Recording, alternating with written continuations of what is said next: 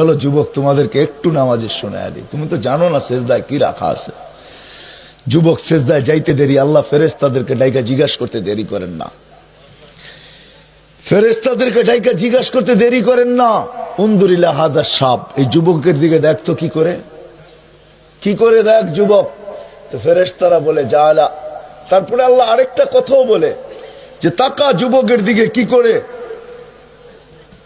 আর তোমরা তো বলছিলা যে কেন বানাবেন, ফিতনা ফাসাদ করবে, দেখ যুবক করে কি। তো ফেরেশতারা বলে জাআলা আজলাহু ওয়া মাজালাহু লিআজলিক, সবকিছু বিসর্জন দিয়া পিছে রাইখা আপনার কুদরতি পায়ে পড়ে আছে। তো আল্লাহ চিৎকার দিয়া বলে মালাইকাতি হাযা আবদি হাক্কা, এ আমার পারফেক্ট বান্দা। ইন্নী উবাহি বিহিল মালাইকা, তোমাদের উপরে আমি এই যুবককে নিয়ে গৌরব করি। গৌরব কত বড় মর্যাদা। কে গৌরব করতেছে? কাদের উপরে? হ্যাঁ, ফেরেশতাদের উপরে। বলো যুবক, এর চেয়ে বেশি মর্যাদা কে দিবে? দুনিয়ার কেউ আছে দেওয়ার মতো? হ্যাঁ বলো। হায় হায় হায়, শুধু এখানেই শেষ না, যখন সেজদায় সুবহান বলে চিৎকার দেয় না, সুবহান রাব্বিয়াল আলা, তো আল্লাহ জবাব দেয় সাব্বাহতানি, তুই আমাকে সুবহান বললি, পবিত্র। যা যুবক, তুইও পবিত্র, তোর গুনাহ মাফ। যখন আলা বলে আলা, তা আল্লাহ বলে আলাইতানি, তুই আমাকে মহান বললি, যা তোকে আমি মহানত্ব দিয়া দিলাম, তুইও মহান। ওটার তর্জমা আল্লাহ আরেক হাদিসে করছে, শাবাবা খুশা। আল্লাহ কোন জায়গায় বলছেন এই যুবক যখন এইভাবে চলতে থাকে আর আমার ভয়ে নিজেকে গুটাইতে থাকে, তো ওই যুবককে আল্লাহ বলে শাবাবা খুশা। ওই যুবক যে নিজেকে লজ্জাপতির মতো গুটায় আনিছে, তা আল্লাহ যখন রাস্তা দিয়ে হাঁটে, চলে ফিরে, কোথাও যায়, ঘরের থেকে বাহির হয়, যেইখানেই থাকুক না কেন, জমিনের উপরে যতক্ষণ পর্যন্ত থাকবে, ওই যুবককে সম্বোধন করে আল্লাহ বলবে লাউলা ইয়া শাবাব, ও যুবক তুই যদি না থাকতি, তো আকাশ লোহার, জমিন তামার, বৃষ্টির একটা ফোঁটানা, আমা আনজালতু মিনাস সামাই কাতরা, বৃষ্টির একটা ফোঁটানা, আমা আম্বাততু মিনাল আরদি হাব্বা, শস্যের একটা দানা না, আমি আযাব দিয়া সবাইকে ধ্বংস করে দিতাম। শুধু তোর জন্য পারি না। বলো তোমার মর্যাদা কত বড়। এই জন্য আজকে ওয়াদা, নামাজ ছাড়বো, পাক্কা পাক্কা ওয়াদা। আরে ভালো মতে দেখান আল্লাহকে, পাক্কা। আল্লাহ কবুল করুক।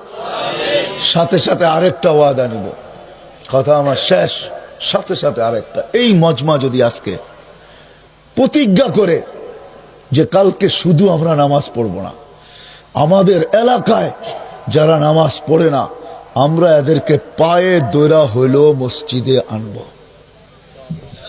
কি পারেন ওয়াদা করতে? হ্যাঁ হ্যাঁ,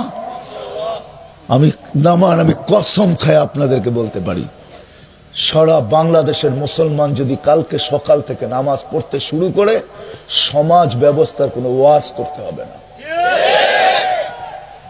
কোনো ওয়াজেরই প্রয়োজন হবে না। সমাজ অটোমেটিক আল্লাহ ঠিক করবে। কেননা আল্লাহ নিজে ওয়াদা করতেছে, মান আসলাহা বাইনাহু ওয়া বাইনাল্লাহ, যে আমার আর তার সম্পর্ককে ঠিক করে দিবে, আসলাহাহুল্লাহু বাইনাহু ওয়া বাইনা খালকি, তার আর সৃষ্টির সমস্ত সম্পর্ক আমি ঠিক করে দিব, সমাজ ব্যবস্থা আমি ঠিক করে দিব। সম্পর্ক হলো সমাজ ব্যবস্থা। আমি হাদিস দিলাম, হাদিস, মান আসলাহা বাইনাহু ওয়া বাইনাল্লাহ। প্রত্যেক মানুষ যখন আল্লাহর সাথে তার সম্পর্ক ঠিক করবে, তা আল্লাহ বলে তোমার আর সৃষ্টির সম্পর্ক আমি আল্লাহ ঠিক করে দিব। তখন সমাজ ব্যবস্থার ওয়াজ করতে হবে না, ওয়াজ করতে হবে না। তখন খাওয়াইতে ভালো লাগবে, খাইতে ভালো লাগবে না, দিতে ভালো লাগবে, নিতে ভালো লাগবে না, ছিনাইতে ভালো লাগবে না। তখন তো ভালো লাগবে অন্যটা। আজকে তো ভিতরে নাই, আল্লাহর সম্পর্ক নাই। এই জন্য আপনার কথা শেষ, আপনাদের কাছে আমার দরখাস্ত, যদি সমাজ ভালো করতে চাই, তাহলে সর্বপ্রথম বুনিয়াদ হলো নামাজের উপরে উঠতে হবে।